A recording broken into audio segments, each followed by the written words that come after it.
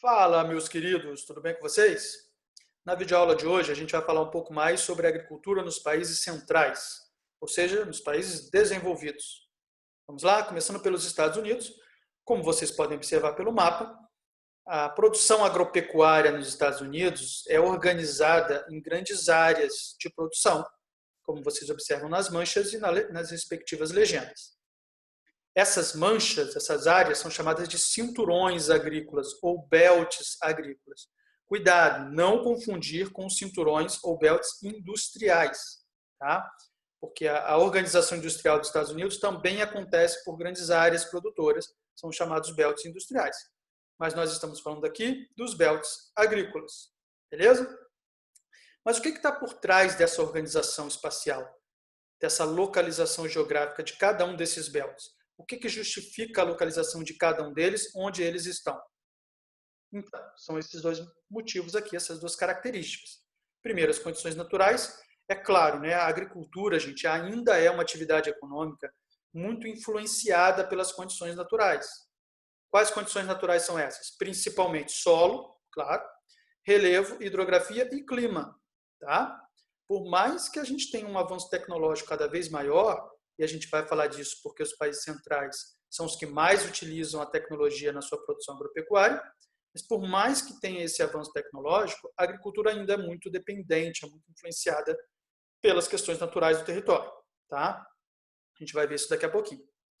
E a segunda condição é o escoamento da produção. Tá? Ou seja, a localização de cada um desses belts, desses cinturões, está relacionado à facilidade para escoar a produção.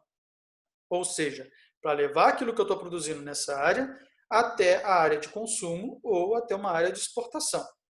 Tá? Então vamos lá, vamos começar a analisar esses cinturões aí um a um, começando por este daqui, ó, que é o cinturão do leite, como vocês podem observar na legenda, também chamado de Dairy Belt. Dairy Belt, cinturão do leite, ou do laticínios. Bom, a pecuária leiteira, o produto é o leite, e o leite é matéria-prima da indústria de laticínios. A indústria de laticínios, que produz derivados do leite, né, por sua vez, está localizada prioritariamente nesta área dos Estados Unidos, que é o nordeste dos Estados Unidos. E por quê?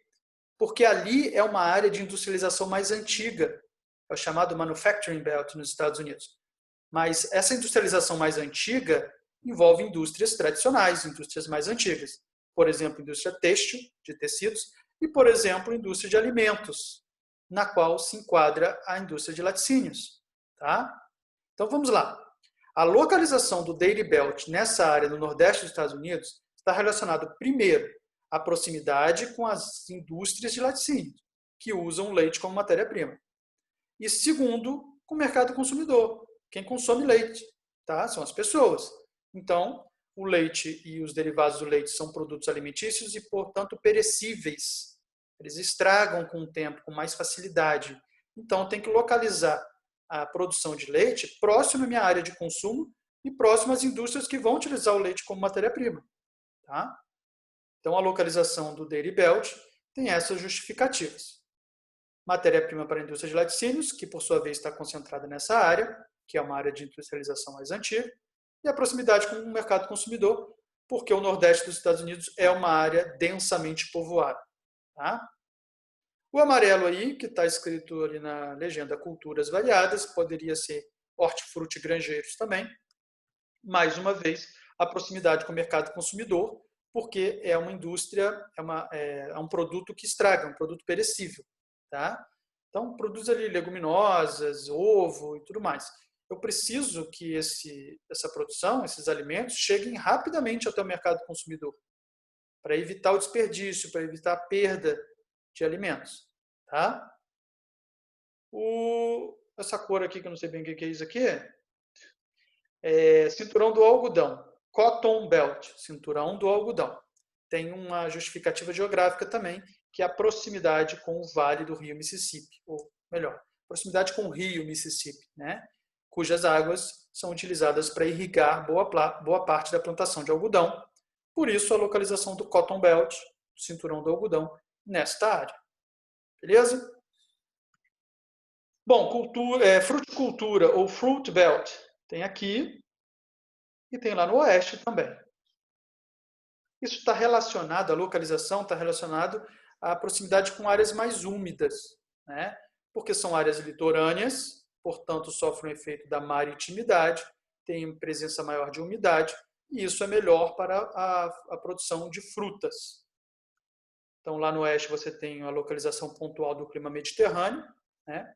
Que apesar de estar longe do mar Mediterrâneo, tem características semelhantes ao clima lá, que é o chamado clima mediterrâneo, por isso você tem algumas ocorrências pontuais mundo afora do clima mediterrâneo. Então, o Fruit Belt, ou cinturão da fruticultura, está localizado nessas áreas por causa da umidade. Beleza?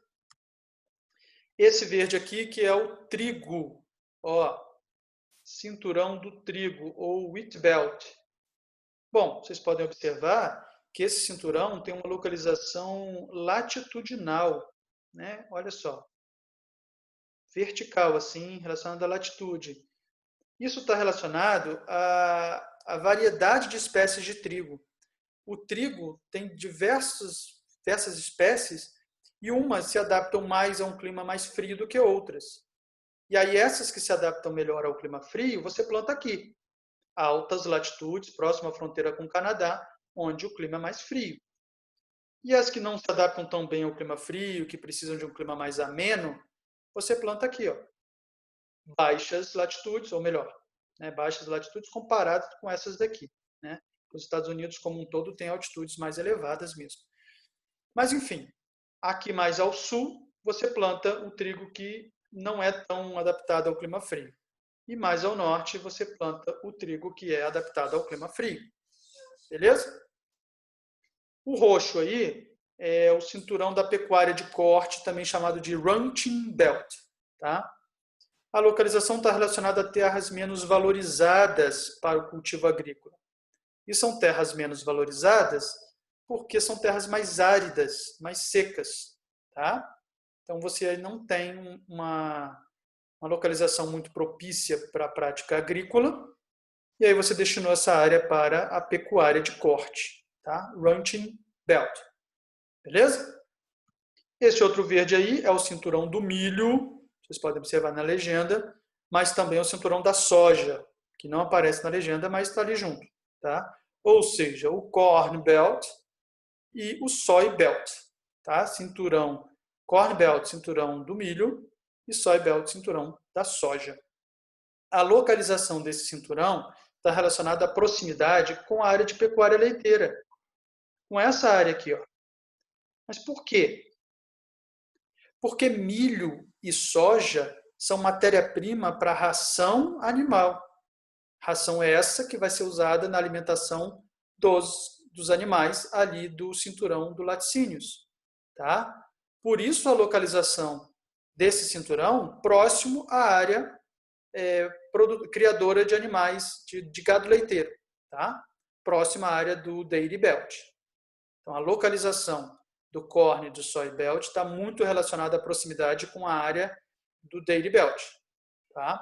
Por conta da produção de ração com milho e com soja, ração essa que vai ser utilizada na alimentação do gado leiteiro. Beleza? Bom, outras características da agropecuária nos Estados Unidos, falar um pouco da questão fundiária agora. Notadamente, gente, os países centrais, os países desenvolvidos, ele tem uma estrutura fundiária baseada na pequena e na média propriedade de terra. Tá? É bem diferente do que acontece nos países periféricos, nos países em desenvolvimento, onde você tem o predomínio dos latifúndios. Tá? Nos países centrais, em geral, você tem uma predominância de pequenas e médias propriedades. Nos Estados Unidos, isso tem início mais ou menos lá no 1862, salvo engano, com Abraham Lincoln, quando ele fez esse Homestead Act. Na verdade, era uma política migratória para incentivar a vinda de imigrantes, e ele fez um esquema ali de pequenas e médias propriedades, de fazer doação, de fazer a venda por preços camaradas, para o imigrante que quisesse cultivar ali. Tinha uma série de regrinhas, né? Tinha que cultivar por pelo menos 5 anos, uma série de regras que você tinha que cumprir. Mas o mais importante é que esse Homestead Act criou tanto a questão da pequena e da média propriedade, como padrão fundiário para o espaço rural estadunidense, como também criou a figura dos farmers, que seriam os produtores familiares, né? O pequeno e médio produtor. Tá? Então, historicamente, a estrutura fundiária estadunidense é marcada pela presença de pequenos e médios produtores, pequenas e médias propriedades.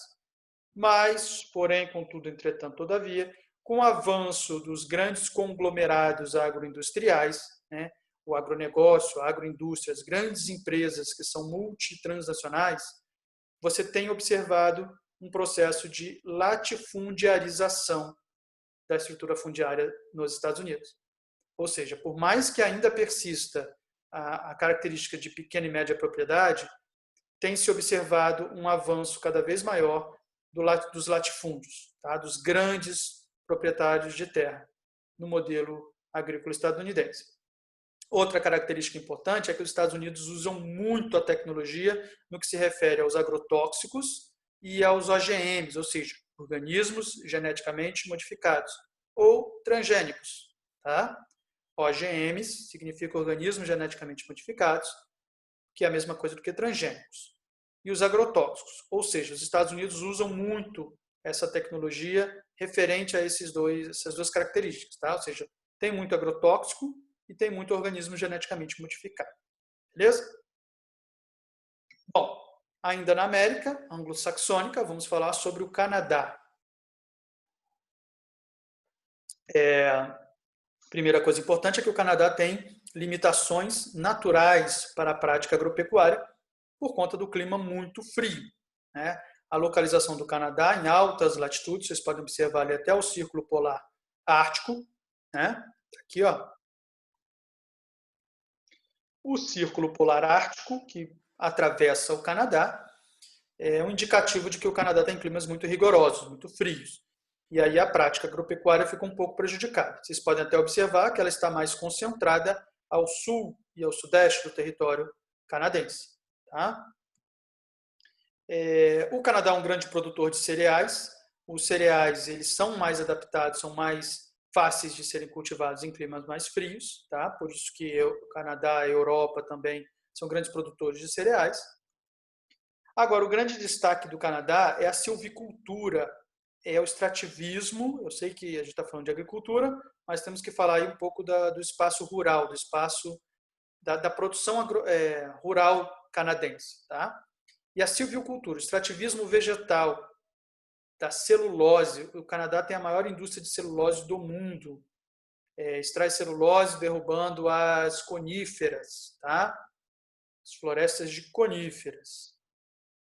Produção concentrada no sul e no sudeste, nós já falamos disso. E acabou, vamos lá para a Europa agora. Não está muito visível aí a legenda não, mas acho que dá para ver, né? Agricultura comercial de cereais, agricultura associada à criação. Vamos lá. Mais uma vez, Europa, um continente desenvolvido, você tem o predomínio de pequenas e médias propriedades com a característica da policultura, ou seja, não tem a monocultura, tem a policultura, você cultiva de tudo um pouco. Tá? Tem uma alta produtividade, o que aí também é um tapa na cara daqueles que acreditam que a agricultura só consegue ser produtiva se você tiver grandes propriedades em monocultura. Na Europa você vê pequenas e médias propriedades policultoras com alta produtividade. Tá? E, diferentemente do que acontece nos Estados Unidos, a Europa tem uma resistência muito grande ao uso de agrotóxicos e de sementes transgênicas. Tá? Então, a Europa ainda tem essa resistência, ainda tem essa barreira, né, com relação ao uso de agrotóxicos e sementes geneticamente modificadas. Tem um protecionismo muito elevado, e aí a gente tem que lembrar da PAC, que é a Política Agrícola Comum do bloco da União Europeia. Tá? Ou seja, eles têm uma política, têm uma série de mecanismos agropecuários, de investimentos, de crédito rural e tudo mais, que é comum ao bloco. Tá? Isso, inclusive, é alvo de disputas dentro da OMC, a Organização Mundial do Comércio. Até o Brasil, um tempo atrás, entrou com uma representação contra o protecionismo europeu e em uma das disputas lá saiu vencedor. Tá? se eu não me engano, com relação à produção de laranja. Mas, enfim. O protecionismo é uma característica muito grande do modelo agropecuário europeu. E tem uma coisa interessante. A Europa foca muito na comercialização dentro do bloco, dentro da União Europeia. E tem uma questão cultural por trás disso. Os europeus, eles priorizam isso. Aquela coisa do cara chegar lá no mercado e olhar o rótulo daquele produto agropecuário para ver se ele veio da Europa, de algum outro país da Europa, né? Ou veio de fora. E esse consumidor europeu, ele prioriza o produto que veio de dentro da Europa. Tem uma charge, que é essa daqui, ó, que mostra o tio Sam, né, um personagem dos Estados Unidos, mas segurando uma baguete ali, um produto francês, né, um produto europeu aí, mostrando que eles são protecionistas não só na política, como na cultura. Tá? Vários momentos a gente observa o boicote dos consumidores europeus a produtos que vêm de países que adotam práticas ambientais prejudiciais ou práticas trabalhistas prejudiciais. Eles têm essa consciência política e eles buscam consumir, portanto, produtos feitos, fabricados, produzidos no território europeu. Tá? Isso é bem interessante. Alguns países específicos. A França é uma grande produtora de cereais e também de vinhos. Ó, os cereais aí que eu falei para vocês. A Inglaterra tem uma tradição pecuarista muito forte, principalmente no gado bovino. Tá? A Ucrânia é uma grande produtora de cereais e tem um dos solos mais férteis do mundo, é o Chernozem, tá? Um dos solos naturalmente férteis. A Alemanha é uma grande produtora de suínos, a Dinamarca de derivados do leite e a Noruega de pescados. Mais uma vez, não estamos falando de agricultura especificamente, mas sim da questão do setor primário da economia, né? Então, a pesca entra aí e a Noruega tem uma indústria pesqueira, tem uma tradição pesqueira muito grande. Beleza? Austrália e Nova Zelândia, tá aí o mapinha, vocês podem observar, tem vários bichinhos aí, ó, os rebanhos. E Austrália e Nova Zelândia têm tradições pecuaristas que fazem parte da chamada herança colonial inglesa. Ou seja, esses países, Austrália e Nova Zelândia, foram colonizados pela Inglaterra, pelo Reino Unido, que implantou ali, que levou para essas ilhas, para esses países, a prática da pecuária. Tá? Mas, diferentemente do que acontece na Inglaterra, onde predomina o gado bovino, nesses países o gado bovino não se adaptou muito bem, seja pelas condições climáticas, né? A Austrália tem um clima árido, uma parte do território, a Nova Zelândia tem um relevo muito montanhoso, então eles acabaram migrando para a pecuária de ovinos e caprinos, tá? Como vocês podem observar aí no mapa. Produção de vinhos também é importante. E aqui uma informação muito importante. Austrália e Nova Zelândia são dois países centrais, desenvolvidos, como nós estamos falando, e eles são comumente citados, esses dois países, como exemplos de países que têm setor primário muito forte, muito representativo na sua economia e conseguem ser desenvolvidos. Por que eu estou falando isso? Porque, no geral, um país, quando baseia a sua economia no setor primário, agricultura, pecuária e extrativismo, geralmente não é um país desenvolvido, né? Porque o setor primário ele dá menos lucro, vamos colocar assim, do que o setor secundário, por exemplo, a indústria, né? É claro que a Austrália e Nova Zelândia, a economia desses países é muito diversificada, muito complexa, mas eles têm um setor primário muito forte, agricultura, pecuária e extrativismo muito forte. Então, eles são aí comumente citados como países que têm setor primário forte e são desenvolvidos, têm um PIB elevado, Produto Interno Bruto. Beleza? Japão agora. O Japão é um caso maravilhoso. Primeiro, tem condições naturais muito desfavoráveis. Vocês podem observar que o território é pequeno, né? Território japonês. Segundo, o Japão é formado por várias ilhas vulcânicas, ou seja, o Japão é um arquipélago vulcânico, e aí não tem um solo muito favorável à prática agrícola. Tem um relevo acidentado, ou seja, muitas montanhas, muitos morros e vulcões, né? E soma-se a isso a densa malha urbana. O Japão tem também ali a megalópole Tokaido, megalópolis e cidades muito densamente povoadas, tem uma malha urbana muito densa. Isso torna o espaço disponível para a agricultura muito pequeno. Tá? Aí o que o Japão faz? Como é um país desenvolvido, ele usa muita tecnologia para produzir seus alimentos. Primeiro, a hidroponia, que nada mais é do que plantar na água. Não é exatamente na água, você planta numa solução aquosa que tem vários nutrientes ali que a planta precisa. Ou seja, você não planta no solo, você planta na água, hidroponia. Tá? Você planta, como eu falei, numa solução líquida que tem vários nutrientes ali que a planta precisa. Com isso, você supera, você ultrapassa o problema da falta de espaço disponível para plantar. Você planta em qualquer lugar desde que você tenha essa solução ali preparada. Tá? Outra coisa são as fazendas urbanas.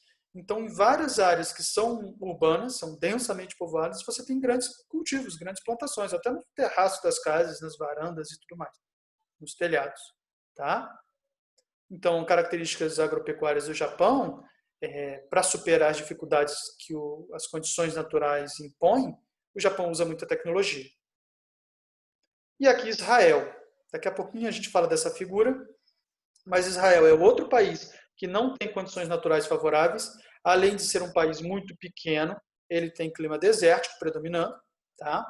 Então, falta de terra agricultável disponível e clima desértico. Isso tudo prejudica, dificulta a produção agropecuária. E aí ele usa tecnologia e possui uma alta produtividade agropecuária. Primeiro, dessalinização da água do mar. O Israel, perdão. Israel pega a água do mar Mediterrâneo, que é salgada, e dessaliniza, tira o sal. Né? Isso é um processo caro, uma ação que envolve muito investimento, mas Israel consegue fazê-lo. E gotejamento. Gotejamento, gente, é uma técnica de irrigação que minimiza o desperdício. Vamos lá, se você tem aquela irrigação normal, onde você tem aquele negocinho espirrando água de longe, num clima desértico, quando a água está no ar, ela evapora, boa parte dela evapora. E você precisa de muita água, porque pouca água chega ao solo. Né? Agora, o gotejamento é como se você botasse uma mangueira bem próximo ao solo. Tá? A mangueira está aqui assim passando e o solo bem pertinho.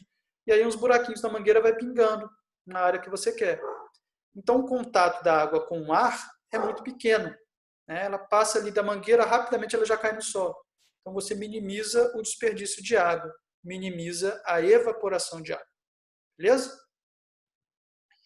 E esses daí que vocês estão vendo na foto são os kibbutz. O que são os kibbutz? São fazendas comunitárias, são uma espécie de cooperativas agropecuárias, tá? Onde você tem uma série de divisão de tarefas ali dentro, você tem como prioridade o abastecimento do mercado interno, e isso é muito ligado a princípios socialistas. Tá? Essas estruturas coletivas, comunitárias, têm muito dos princípios socialistas para a agricultura. O que, né, é muito curioso isso. Israel, um dos nomes mundiais do capitalismo, uma das referências mundiais do capitalismo, tem no seu modelo agropecuário algo de princípios socialistas. Tá? E aqui, para fechar, a gente tem um infográfico sobre os organismos geneticamente modificados. Tá? Mapa global dos transgênicos, são os OGMs. Vocês podem ver ali o panorama global. 28 países cultivam organismos geneticamente modificados. 18 milhões é o número de produtores. Você tem 181,5 milhões de hectares com organismos geneticamente modificados.